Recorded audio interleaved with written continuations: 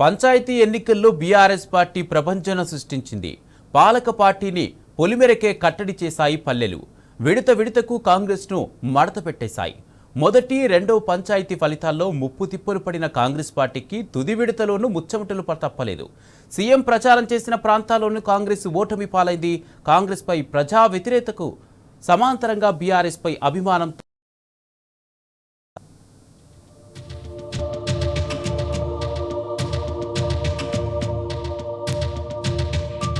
రాష్ట్రంలో 3 విడతలుగా నిర్వహించిన పంచాయతీ ఎన్నికల్లో అధికార కాంగ్రెస్ పార్టీకి ప్రజలు బుద్ధి చెప్పారు.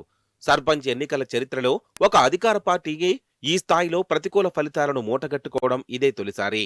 నేల విడిచి సాము చేస్తున్న రేవంత్ సర్కారుకు తెలంగాణ పల్లెలు చెంపపెట్టు లాంటి సమాధానమిచ్చాయి. మంత్రులు, ఎమ్మెల్యేలు గ్రామాల్లో మకాం వేసి ప్రజలను మచ్చిక చేసుకునేందుకు టక్కుటమారా, గజకర్ణ, గోకర్ణ విద్యలన్నీ ప్రదర్శించారు.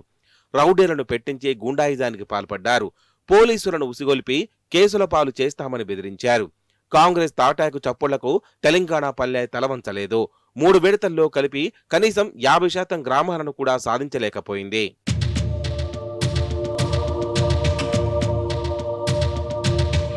గ్రామ పంచాయతీ ఎన్నికలు మొదటి, రెండో విడత ఫలితాలు నిరాశపరచడంతో మూడో విడత చేజారిపోకూడదని అటు గాంధీభవన్ నుంచి పీసీసీ అధ్యక్షుడు, ఇటు జూబ్లీహిల్స్ ప్యాలెస్ నుంచి సీఎం రేవంత్ రెడ్డి క్షుద్ర ప్రయత్నాలన్నీ చేశారు.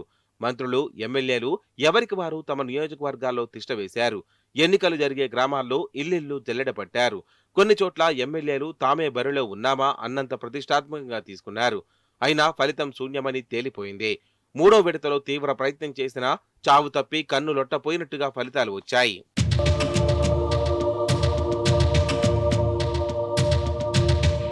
తమకు అనుకూల రీతిలో ఫలితాలు సాధించుకోవాలని కొన్ని చోట్ల మంత్రులు, ఎమ్మెల్యేలు ప్రజలను నేరుగా బెదిరింపులకు గురిచేశారు. తాము ప్రజాప్రతినిధులమనే విషయాన్ని మరిచి కొన్ని చోట్ల ప్రత్యక్ష బెదిరింపులకు పాల్పడ్డారు. జడ్చర్ల ఎమ్మెల్యే అనిరుద్ రెడ్డి అయితే ఏకంగా బీఆర్ఎస్ అధ్యక్షులు అసలే గెలవొద్దని, ఒకవేళ గెలిచినా నేనే చంపేస్తా అని హెచ్చరించారు. పరిగి నియోజకవర్గంలో ఎమ్మెల్యే తన సొంత ఊరిలో తాను నిలబెట్టిన అభ్యర్థి గెలవకపోతే తన పరువు పోతుందని గ్రామంలోని పోలింగ్ కేంద్రం వద్ద కుర్చీ వేసుకొని కూర్చున్నారు.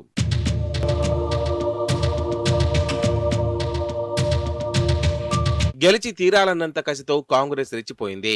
ఇష్టారీతిగా ప్రలోభాల పర్వానికి తెరలేపింది. పట్టణాల్లోని ఓటర్లను పిలిపించుకుంది. మార్గమధ్యంలోనే వారికి రాజమర్యాదలు చేసింది. రానుపోను తొవ్వ ఖర్చులిచ్చింది. కొన్ని చోట్ల వేలం పాడినట్లు ఓటుకు 2000, 2500, 3000 సరే కొని పారేయండంటూ లెక్కలేనితనాన్ని ప్రదర్శించింది. మాట వినరని తెలిసిన చోట సొంత మనుషులను పంపి బెదిరింపులకు గురిచేసింది. పోలీసులను ఉసిగొల్పి కేసులు పెడతామని హుంకరించింది. పోలింగ్ ఎటమటం అవుతుందని గ్రహించి చాలా చోట్ల పోలీసులతో లాఠీ చార్జీలు చేయించి భయభ్రాంతులకు గురిచేసింది. ఇన్ని చేసినా ఫలితాలు తుస్సుమనిపించాయి.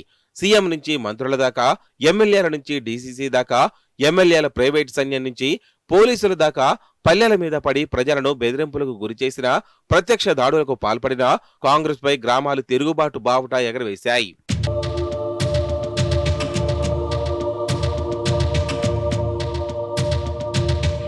స్థానిక సంస్థల ఎన్నికల్లో స్వయంగా ముఖ్యమంత్రి వచ్చి ప్రచారం చేసిన దాఖలాలు ఇప్పటిదాకా లేవు. కానీ తన వాళ్ల మీద తనకు నమ్మకం లేనితనంతో రంగంలోకి దిగిన సీఎం రేవంత్ రెడ్డికి వరంగల్ జిల్లాలో చేదు అనుభవం ఎదురైంది. ఈ నెల 5న నర్సంపేట నియోజకవర్గంలో ప్రజాపాలన విజయోత్సవాల పేరిట భారీ బహిరంగ సభ నిర్వహించారు.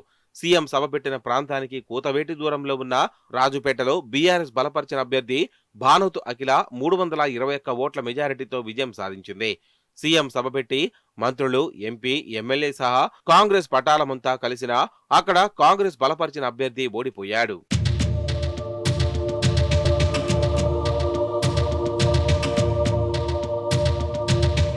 కాంగ్రెస్ నేతలు ఎన్ని దారుణాలకు పాల్పడినా, గూండాగిరి చేసినా పంచాయతీ ఎన్నికల చరిత్రలో బీఆర్ఎస్ బలపరిచిన అభ్యర్థులు అత్యంత భారీ మెజారిటీని సొంతం చేసుకున్నారు. మంత్రులు, ఎమ్మెల్యేల సొంత గ్రామాల్లోనూ బీఆర్ఎస్ విజయ డంకా మోగించింది.